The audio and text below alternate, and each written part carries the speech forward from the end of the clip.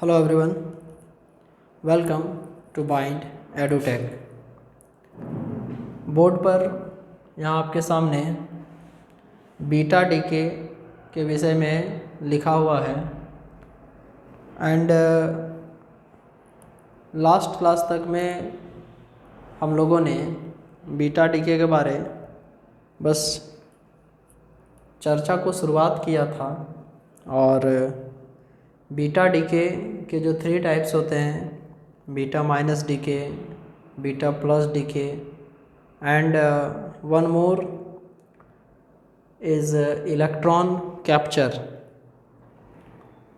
तो beta minus decay तक हम लोगों ने डिस्कशन किया था और आज जब बात करेंगे बीटा प्लस डीके का, तो ये क्या है कि बीटा प्लस डीके में एक प्रोटॉन जो है, प्रोटॉन वो कन्वर्ट होता है न्यूट्रॉन में और साथ में पॉजिट्रॉन और एंटी न्यूट्रिनो इमिट होता है। साथ में पॉजिट्रॉन और एंटी न्यूट्रिनो जो होता है वो इमिट होता है। इसका यदि इक्वेशन हम लोग लिखें तो कुछ इस तरीके से होगा कि proton is converted into neutron plus this is the positron and this is anti-neutrino। Proton convert होता है न्यूट्रॉन में और साथ में पॉजिट्रॉन और एंटी न्यूट्रिनो का इमिशन होता है। This is the positron and this is anti neutrino.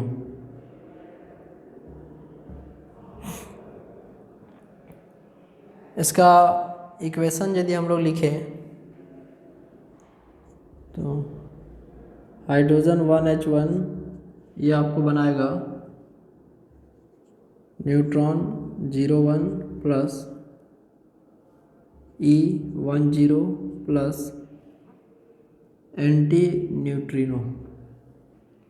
ये एक न्यूक्लियर रिएक्शन को दिखा रहा है जिसमें आप देख सकते हैं कि इसमें आपका हाइड्रोजन से, या कह सकते हैं कि इसको हम लोग प्रोटॉन से न्यूट्रॉन में कन्वर्सन हो रहा है तथा साथ साथ पॉजिट्रॉन और एंटी न्यूट्रिनो पार्टिकल का इमिशन हो रहा है। इसमें क्या होता है कि mass number remains unchanged but atomic number is increased by 1। Mass number remains same but जो एटॉमिक नंबर होता है वो डिक्रीज्ड बाय 1। तो इसमें आप देख सकते हैं कि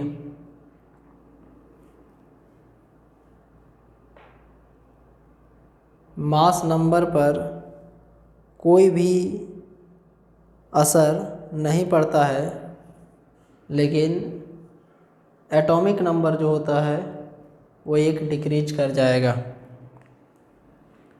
तो यदि हम लोग एक इसका एग्जांपल ले लें, जैसे x, let this is any element and z is the atomic number and let a is the atomic mass number and this will be treated as the parent nucleus. This will be converted into y z minus 1. This will be remains as it is a. This is E10 plus anti neutrino particle. अब इसमें हम लोग देखेंगे कि if we consider the example of sulfur that is 1632, ये आपको बन जाएगा phosphorus 1532 plus electron 10 plus anti neutrino. तो इस प्रकार से हम लोगों ने देखा कि जो बीटा प्लस डीके है उसमें एक प्रोटॉन जो है किस प्रकार से न्यूट्रॉन में कन्वर्ट होता है, एंड साथ में जो सब एटॉमिक पार्टिकल्स का इमिशन होता है उस पर भी हम लोगों ने डिस्कशन किया। अब एक टर्म है आपको इलेक्ट्रॉन कैप्चर।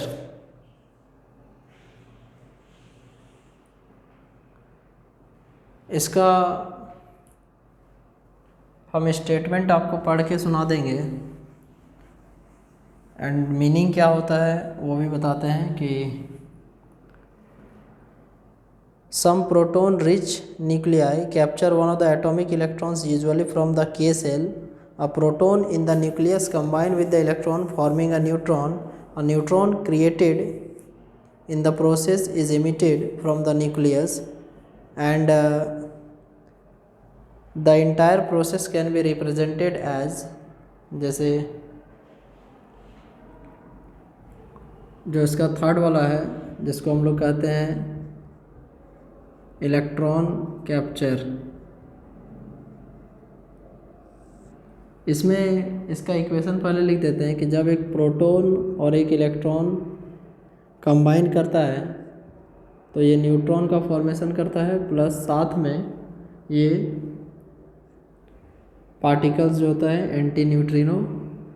और उसके बाद क्या होता है कि इस इंटायर प्रोसेस को यदि हम लोग रिप्रेजेंट करना चाहें कि एक्स कोई एलिमेंट है, Z is the atomic number, A is the atomic mass number, and ये एक इलेक्ट्रॉन को कैप्चर करने के बाद Y Z-1 into A plus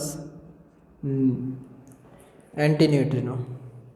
This process is called electron capture or K capture, and the vacancy created in K cell is filled by the transition of electron from the outer shell. It results in the emission of characteristics X rays. ये जो electron को capture करने का process है इसको electron capture या K capture भी कहते हैं। K कैप्चर मतलब K सेल से कैप्चर किया जाता है, इसीलिए इसको हम लोग K कैप्चर भी कहते हैं।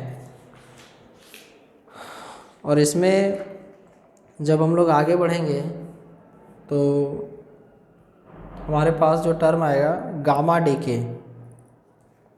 गामा डीके क्या है? जैसे अभी तक तो अल्फ़ा पार्टिकल और बीटा पार्टिकल के बारे चर्चा कर रहे थे। Now we will discuss about the gamma decay. First of all gamma कोई पार्टिकल नहीं है, this is ray. Gamma decay क्या है? The spontaneous process of emission of an electromagnetic radiation, the spontaneous process of emission of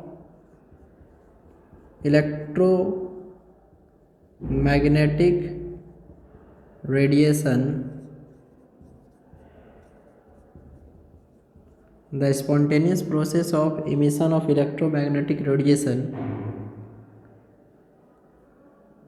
when an electron makes transition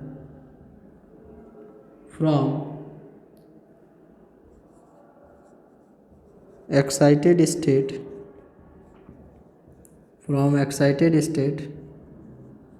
to ground state, कि जब कोई electron excited state से ground state की ओर transition करता है तो उस समय उस कंडीशन में जो इलेक्ट्रोमैग्नेटिक रेडिएशन का इमिशन करता है उस प्रोसेस को ही या इस घटना को ही गामा डीके कहा जाता है। और गामा डीके में एटॉमिक नंबर या एटॉमिक मास नंबर जो होता है पेरेंट न्यूक्लियस का, उस पर कोई भी असर नहीं पड़ता है। जो गामा डीके होता है उसमें एटॉमिक नंबर एवं एटॉमिक मास नंबर जो पेरेंट न्यूक्लियस का होता है उस पर कोई भी असर नहीं पड़ता है। तो लिखेंगे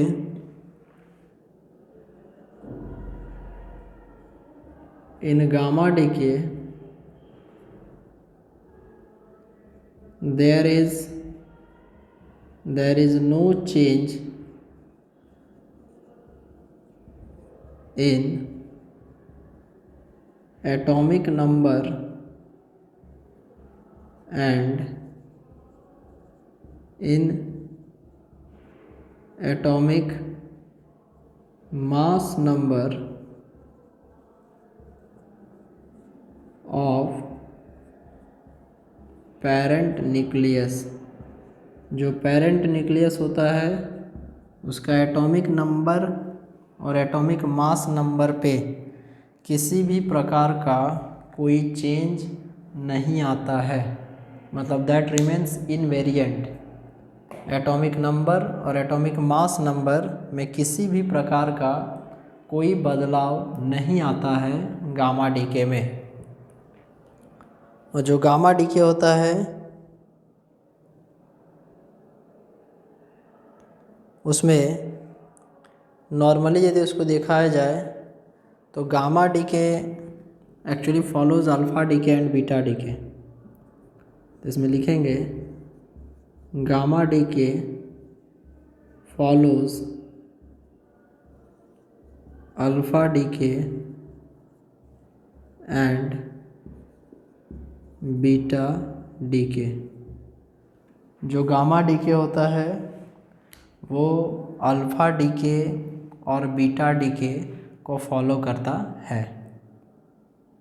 एक सूटेबल एग्जांपल आप इसका ले सकते हैं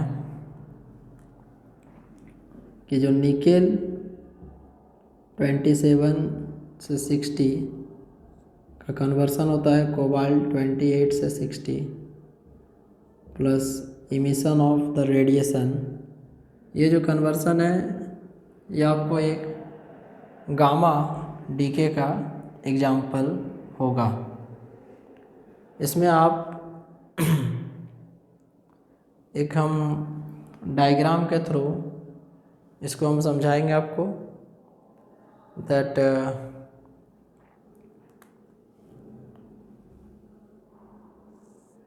ये मान लीजिए आपको कोबाल्ट है,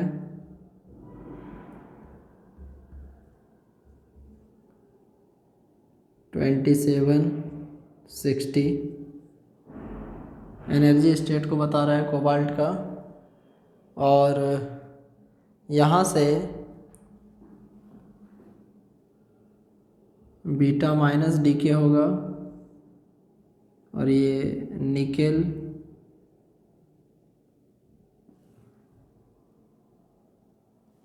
(28, 60)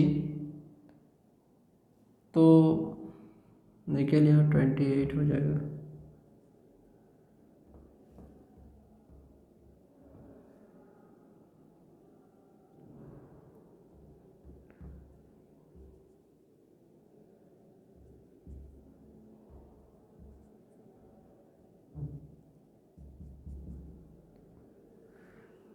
इसमें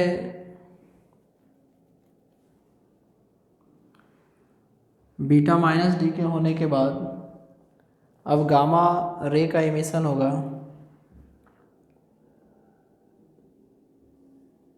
और यहाँ पर जो एनर्जी इमिट होगा 1.17 mega electron volt, and further on 1.33 mega electron volt EY। तो इस प्रकार से ये तो ग्राउंड स्टेट हो गया, and this is excited state. तो इमिशन इस प्रकार से होता है। जो गामा डीके होता है वो अल्फ़ा डीके और बीटा डीके दोनों को फॉलो करता है। अब इसमें एक न्यूमेरिकल प्रॉब्लम से हम आपको इसके विषय में अभी क्लियर करके बताएंगे। देखिए,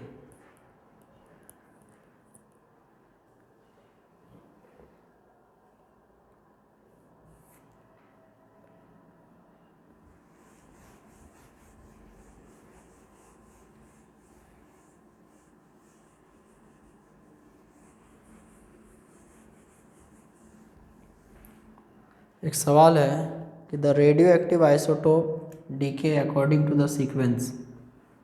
क्वेश्चन है कि the radioactive isotope decay according to sequence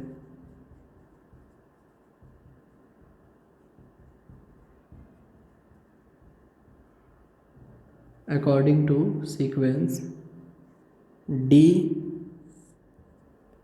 alpha particle ये हो रहा है से बनता है T1, और यहाँ से बीटा पार्टिकल का इमिशन हो रहा है तो बनता है D2।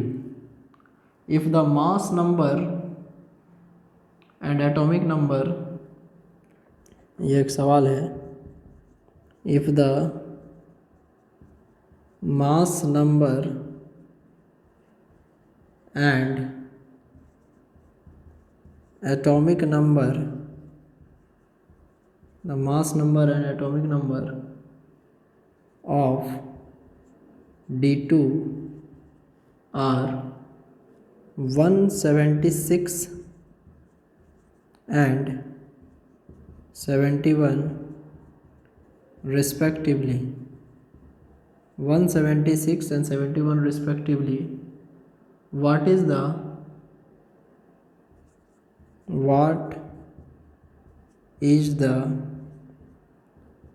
atomic number and mass number of D। देखिए, बहुत ही इंटरेस्टिंग सवाल है। यहाँ पर एक डीके का प्रोसेस को दिखाया गया है, जहाँ पर कोई रेडियो एक्टिव आइसोटोप है जो डी से अल्फ़ा पार्टिकल का इमिशन होने के बाद बना है D1, और D1 से बीटा पार्टिकल का इमिशन होने के बाद बना है D2। तो इस प्रोसेस में आपको ये बताना है कि जो D है एकदम स्टार्टिंग में, इसका एटॉमिक नंबर और एटॉमिक मास नंबर क्या होगा यदि जो D2 है वो 176 एंड 71 रिस्पेक्टिवली दिया हुआ है। तो देखिए, इस तरह के क्वेश्चंस को बनाने के लिए यहाँ D छोड़ दीजिए, अल्फ़ा पार्टिकल और D1 से बीटा पार्टिकल का इमिशन हुआ है, तो जो D2 है दिया हुआ है उसका एटॉमिक नंबर 71 है और एटॉमिक मास नंबर 176 है।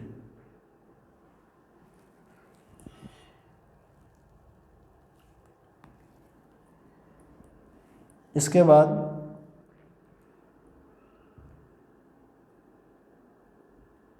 यहाँ से जैसे जो बीटा पार्टिकल का जब भी इमिशन होता है तो उसमें मास नंबर में कोई भी वेरिएशन नहीं होता है और जो एटॉमिक नंबर होता है उसमें एक इंक्रीमेंट होता है। तो देखिए इसको ऐसे समझिए कि डी से जब अल्फ़ा पार्टिकल निकलेगा और बनाएगा D1, तो मान लीजिए इसका एटॉमिक नंबर था Z और एटॉमिक मास नंबर A, तो अल्फ़ा पार्टिकल का इमिशन होने के बाद एटॉमिक नंबर हो जाएगा Z-2 और एटॉमिक मास नंबर हो जाएगा A-4। एटॉमिक नंबर में 2 माइनस हो जाएगा, एटॉमिक मास नंबर में 4 माइनस हो जाएगा। And it implies that further on जब D2 है तो ये आपको mass number as it is रहता है A-4 और ये हो जाएगा Z-2 + 1। मतलब यदि आप इसको सॉल्व करते हैं तो DZA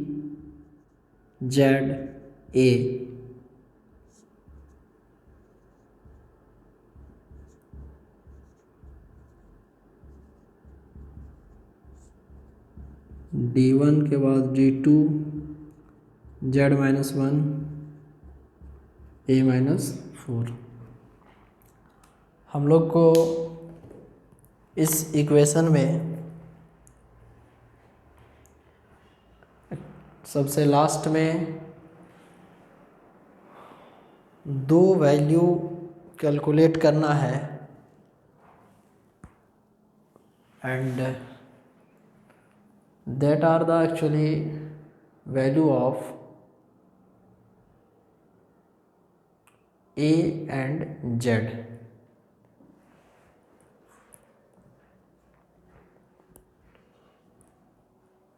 मान लीजिए कि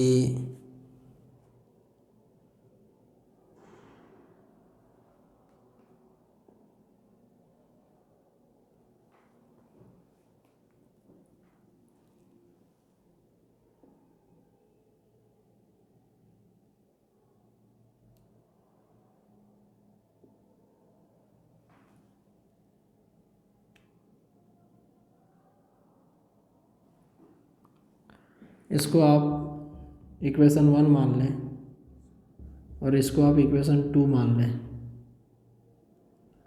तो by comparing equation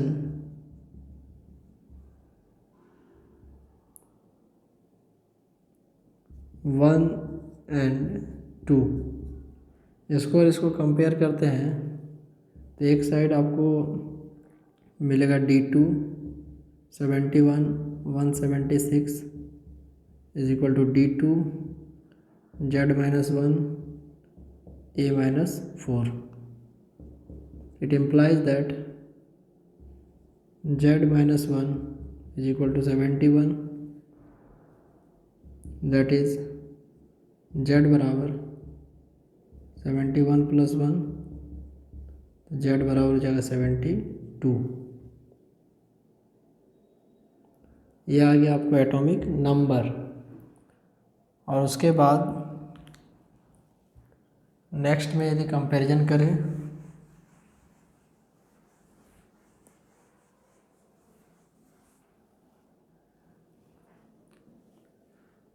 A-4 equal to 176, A बराबर 176 + 4, A बराबर 180। ठीक है। एंड इसके बाद A इज इक्वल टू आ गया 180, तो देन एटॉमिक नंबर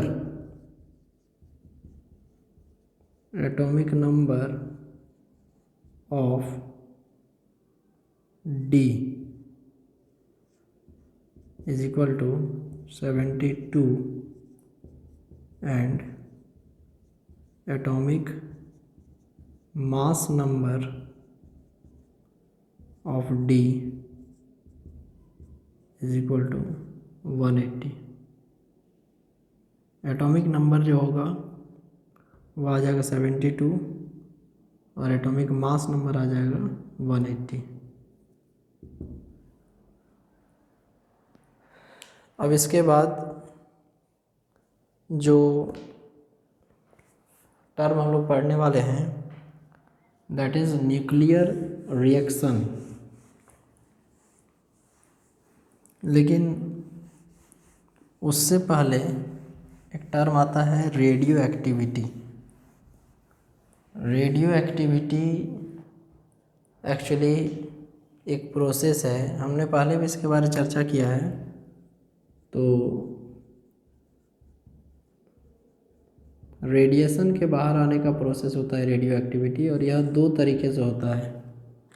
एक आपको नेचुरल रेडियो एक्टिविटी और एक होता है artificial radio activity.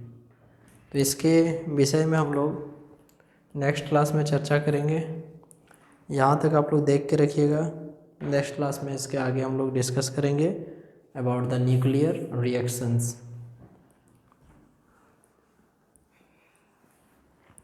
Take care of yourself. Thank you very much. Bye.